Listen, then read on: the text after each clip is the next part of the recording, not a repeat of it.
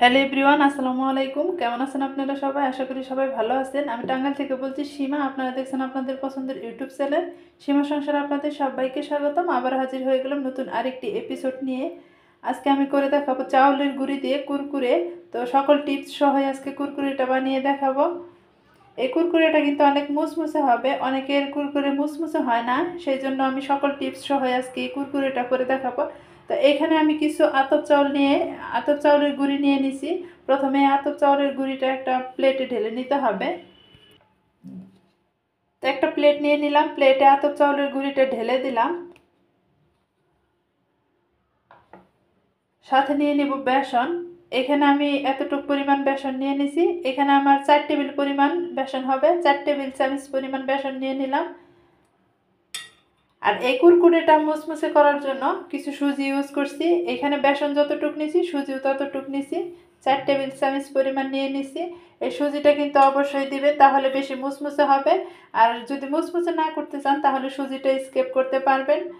আর সুজিটা বাদ দিয়ে বেসনটা দিতে হবে, অবশ্যই কিন্তু বেসনটা ব্যবহার করতে হবে। সাথে নিয়ে নিব স্বাদ মতো লবণ, লাগবে হলুদের গুঁড়ি কালারের জন্য।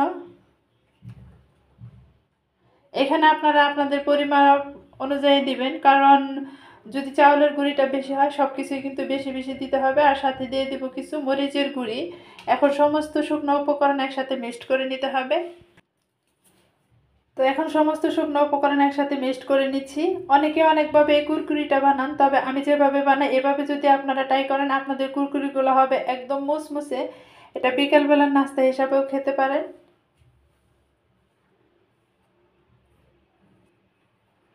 সমস্ত শুকনো উপকরণগুলো একসাথে ভালো মতো এইভাবে মিক্সড করে নিতে হবে।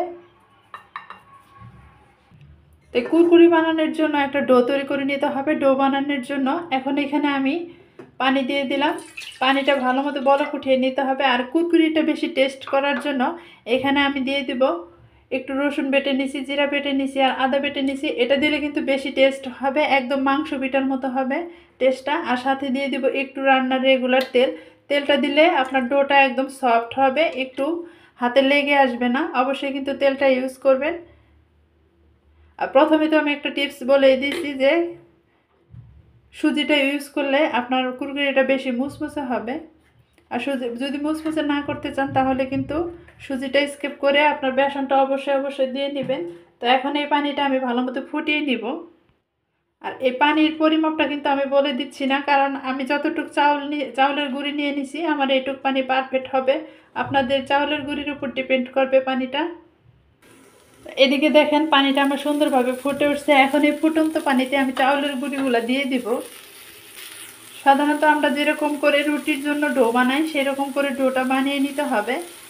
আর এখানে আরেকটা টিপস বলে দেই, চাউলের গুঁড়িতে কিন্তু মরিচের গুঁড়িটা কম ইউজ করবেন, কারণ যদি বেশি ইউজ করেন চাউলেতে বেশি মরিচের গুঁড়ি ইউজ করলে পিঠাটা বেশি ভালো হবে না, কুরকুরিগুলো বেশি ভালো হবে না। তো এখন এখানে আমি সবগুলো চাউলের গুঁড়ি ঢেলে একটা ডো তৈরি করে নেব। এখন কন্টিনিউ নাড়াচাড়া করে ডোটা রেডি করে নিতে হবে। তো দেখেন ডোটা আমার এরকম করে করে নিলাম। এখন এই ডোটা একটু হালকা ঠান্ডা করে তারপর হাত দা মথে নিতে হবে। তো দেখেন এই যে আমার ডোটা এরকম হয়ে গেছে আর ঠান্ডা হয়ে গেছে। এখন কিন্তু হাত দা মথে নিতে হবে ভালো করে। আর সাথে এখন একটু তেল দিয়ে দেবো। তেলটা দিয়ে দিলে কি হবে, আপনার হাতে লেগে আসবে না, সুন্দর ডোটা রেডি হয়ে যাবে। তো এখন আমি হাত দিয়ে কিছুক্ষণ মতো নিব। অবশ্যই কিন্তু একটু ঠান্ডা করে মথে নিতে হবে, যেন হাত দিয়ে ধরা যায়। এরকম ঠান্ডা হয়ে আসলেই আপনারা ডোটা মথে নেবেন ভালো মতে। এবার আমার ডোটা রেডি হয়ে গেছে। এখন কুরমুরেগুলো বানানোর পালা। তো কুরমুরেগুলো বানানোর জন্য যে যতটুক করে বড় বড় বা ছোট ছোট করে করবেন সেরকম করে ডো নিয়ে নেবেন। তো এরকম করে আমি ডো নিয়ে নিব। ডো নিয়ে হাতে একটু তেল লাগিয়ে তারপর ডোটা ভালো মতো হাতে একটু মিক্সড করে নিতে হবে। হাতে একটু তেলটা ভালো মতো মিক্সড করে নিয়ে ডোটা দিয়ে কীভাবে কুরমুরেগুলো বানাবেন সেটা আমি দেখিয়ে দিই।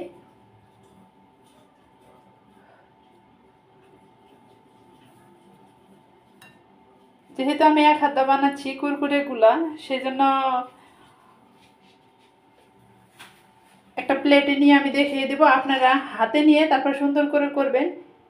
এইখানেতে নিয়ে করবেন দুই হাত দিয়ে, এক হাত উপরে এক হাত নিচে রেখে আমি যেভাবে করে নিচ্ছি সেইভাবে করে নিতে হবে, এইখানে নিয়ে করতে হবে, তাহলে ডিজাইনটা সুন্দর আসবে।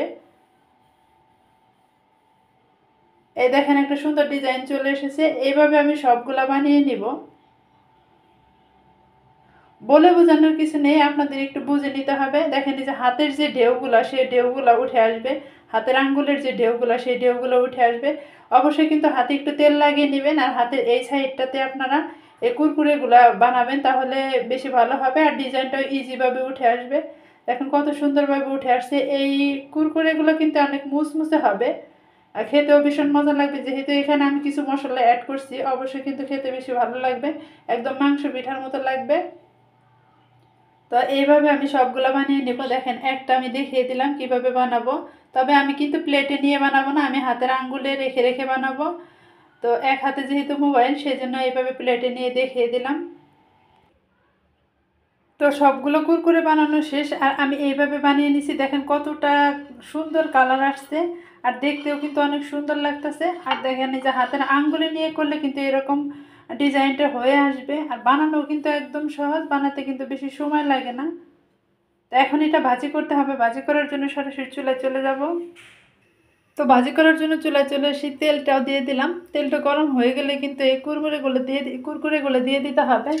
তো দেখেন এই যে তেলটাও গরম হয়ে গেছে। এই সময় একটু সাবধানে ছাড়তে হবে, কারণ শরীরে যেন তেলটা না ছিটকে আসে, সেই দিকে লক্ষ্য রেখে ছাড়বেন।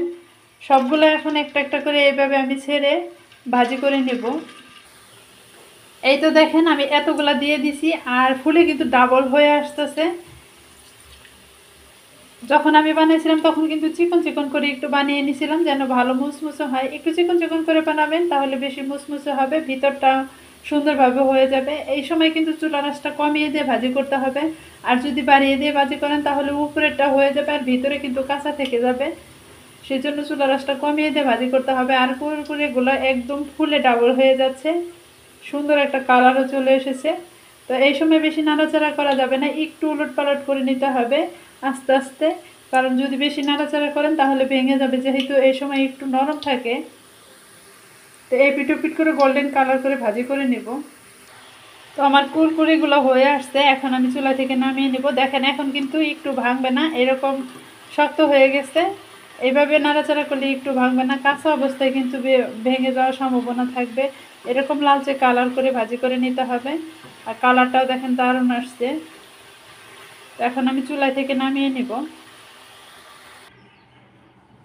তো কুরকুরিগুলো আমার রেডি, দেখেন কতটা মুসমুসে হয়েছে। এখন এখানে অ্যাড করে দিতে হবে সামান্য একটু মরিচের গুঁড়ি আর একটু বিট লবণ। বিট লবণটা অবশ্যই দিবেন, আর না থাকলে স্কিপ করতে পারেন, তবে দিলে ভালো লাগবে। বিট লবণ আর মরিচের গুঁড়িটা দিয়ে একটু হাত দিয়ে মাখিয়ে নেব, দেখবেন যে দারুণ একটা টেস্ট লাগবে বিট লবণটা দেওয়ার কারণে। আর যদি না দিতে চান তাহলে বাদ দিতে পারেন, আপনাদের ইচ্ছা। তো এখন আমি এগুলা হাত দিয়ে ভালো মতো মিক্সড করে নিব এভাবে।